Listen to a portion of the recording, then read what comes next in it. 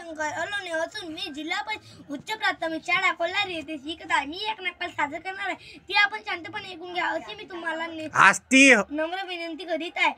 आई ओ लई दुखते हो, घरी माय म्हणे पिंट्या गाडी बरोबर चालवजो. आजी म्हणे बापू बाजारातून येताना मला 2 गोळे आणजो. घेतली बापाची पल्सर आणि लागलो वडाच्या रस्त्याले. रस्त्याच्या मधातून 2 पोस्ट दिसल्या. माग फिरून पाहिलं आणि इथंच गडबड झाली. आडवा आलं कुत्र टॉयलेट होत बसली. मी एकीकडे आणि गाडी दुसरीकडे. माया खिशात नाही. आई ओ दुखते हो. माया खिशातलं सामान दानादिन झालं. गोळ्या उसळून दूर पडल्या. मले जेव्हा होश आला तेव्हा मी अवतरात दवाखान्यात होतो.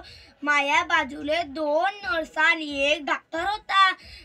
त्या माझ्या जवळ असल्या की मला लई बरं वाटायचं. त्या बाहेर गेल्या की असं असं दुखे. आई ओ दुखते हो, दुखते हो. मले दवाखान्यात लई लोक यायचे. मला लई बरं वाटायचं. कोणी खाऊ घेऊन यायचे, कोणी लंबे लंबे केळ आणि माय, कोणी काळे काळे गुलाबजाम आणि कोणी जिलेबीचा घनगळा आणि बाप समज एवढाच पोटासाठी इतकं मोठं का भाऊ. म्हणून सांगतो रस्त्याने डाव्या बाजूने चाला, रहदारीचे नियम पाळ.